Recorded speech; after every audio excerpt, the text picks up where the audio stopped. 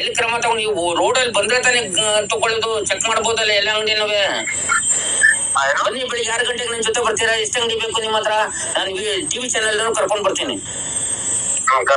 TV channel times ಅಂತ ಒಂದು ಬರ್ತದೆ, ಮೇಡಮ್ ಇದ್ದಾರೆ ನಮ್ ಜೊತೆ ಒಬ್ರು.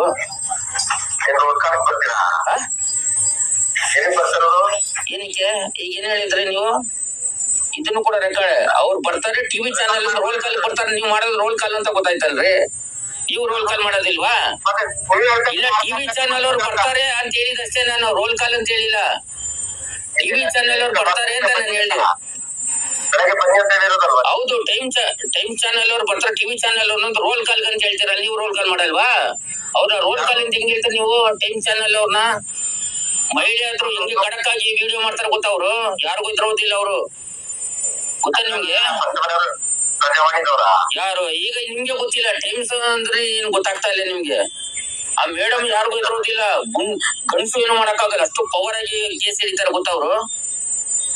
ನೀವು ನನಗೆ ಹೇಳ್ತೀರಾ? ಈಗಲ್ಲೇ ಬಿಡಿ, ಈಗ ನೀವೆಲ್ಲ ಇದ್ರಲ್ಲಿ ಹೇಳಿದ್ರಲ್ಲ, ಇದೆಲ್ಲ ಅವ್ರಿಗೆ ಹೋಗ್ಲಿ, ಚೀಫ್ ಸೆಕ್ರೆಟರಿ ಮೇಡಮ್ ಆದ್ರೂ ನೋಡ್ಲಿ, ಅವಾಗ ನಿಮ್ ಗಮನ ಅವ್ರ ಗಮನಕ್ಕೆ ಹೋಗ್ಲಿ, ಚೀಫ್ ಸೆಕ್ರೆಟರಿ ಗಮನಕ್ಕೆ ಹೋಗ್ಲಿ. ಬೆಳಿಗ್ಗೆ ಹೊತ್ತು ಟಿವಿ ಚಾನಲ್ ಕೊಡ್ತಾರ, ರೋಲ್ ಕಾಲ್ ಕೊಡ್ತಾರ ಅಂದ್ರೆ ರೋಲ್ ಕಾಲ್ ಅಂತ ಹೇಳಿದ್ ನಾನು ನಿಮ್ಗೆ. ನೀವೇ ಸೆಟ್ ಮಾಡ್ಕೊಡ್ತಾರಲ್ರಿ. ಎಲ್ಲಿ ಹೇಳಿದ್ದೆ ನಾನು? ನೀವು ಒಂದೊಂದು ಮಾತು ಕೂಡ ಅಮೃತ್ ನಾನು ಎಲ್ಲಾ ಕವರೇಜ್ ಮಾಡ್ತೀನಿ.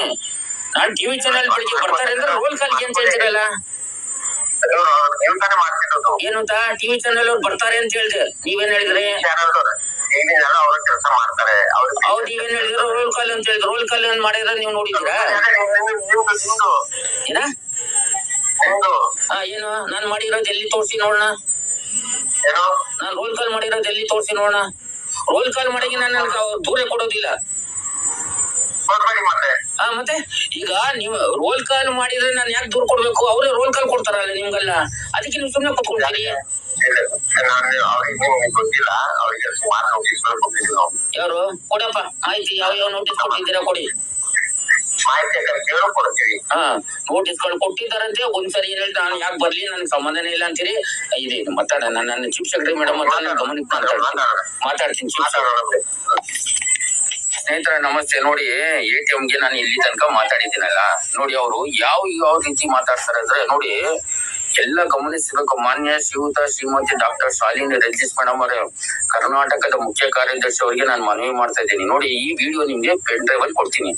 ಯಾವ ರೀತಿ ಒಂದು ಅಧಿಕಾರಿ ಯಾವ ರೀತಿ ಮಾತಾಡ್ತಾರೆ ಅಂದ್ರೆ, ಹೇಳಿಕೆ ಸಾಧ್ಯ ಆ ರೀತಿ ಮಾತಾಡಬಹುದಾ? ಅಧಿಕಾರಿಗಳು ಆ ರೀತಿ ಮಾತಾಡ್ತಾರ? ಈಗ ನಾನು ಟಿವಿ ಚಾನೆಲ್ ಕರ್ಕೊಂಡು ರೋಲ್ ಕಾಲ್ ಅಂತಾರೆ, ಇದೆಲ್ಲ ಯಾವ ವ್ಯವಸ್ಥೆ, ಯಾವ ಮಾತು? ಅದರಿಂದ ದಯವಿಟ್ಟು ಇದ್ರ ಬಗ್ಗೆ ಗಮನ ಹರಿಸಬೇಕು ಅಂತ ನಾನು ಮನವಿ ಮಾಡ್ದೆ. ಮಾನ್ಯ ಶ್ರೀಯುತ ಸಾರಿಗೆ ಇಲಾಖೆ ಬೆಂಗಳೂರು ಮಹಾನಗರ ಸಾರಿಗೆ ಸಂಸ್ಥೆ ವ್ಯವಸ್ಥಾಪಕ ನಿರ್ದೇಶಕರಾದ ಶಿವಕುಮಾರ್ KB ಇವ್ರಿಗೂ ಕೂಡ ನಾನು ಮನವಿ ಮಾಡ್ತೀನಿ. ಈ ರೀತಿ ವಿಚಿತ್ರವಾಗಿ ಮಾತಾಡೋ ವ್ಯಕ್ತಿಗಳು ಹೆಂಗೆ?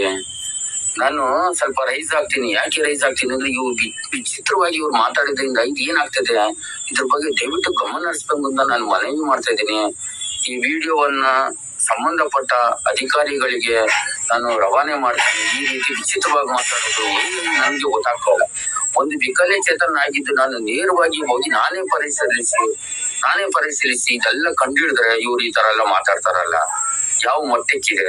ಅದರಿಂದ ದಯವಿಟ್ಟು ಗೌರವಾನ್ವಿತ ಮಾನ್ಯ ಶ್ರೀಮತಿ ಡಾಕ್ಟರ್ ಶಾಲಿನಿ ರೆಡ್ಡಿಸ್ ಕರ್ನಾಟಕದ ಮುಖ್ಯ ಕಾರ್ಯದರ್ಶಿ ಅವರಿಗೆ ಈ ವಿಡಿಯೋ ಅರ್ಪಣೆ ಮಾಡ್ತೇನೆ. ದಯವಿಟ್ಟು ಗಮನ ಹರಿಸಬೇಕು. ನೀವು ಈ ರೀತಿ ಸ್ಟಾಲ್ಗಳಲ್ಲಿ ನಾನು ತುಂಬಾ ದೂರುಗಳು ಕೊಟ್ಟಿರ್ತೀನಿ. ನಾನು ಕಾಲ್ ಸೆಂಟರ್ ತೆಗೆದ್ರೆ ನನ್ನ ಲೀಸ್ಟ್ಗಳು ಬರುತ್ತೆ.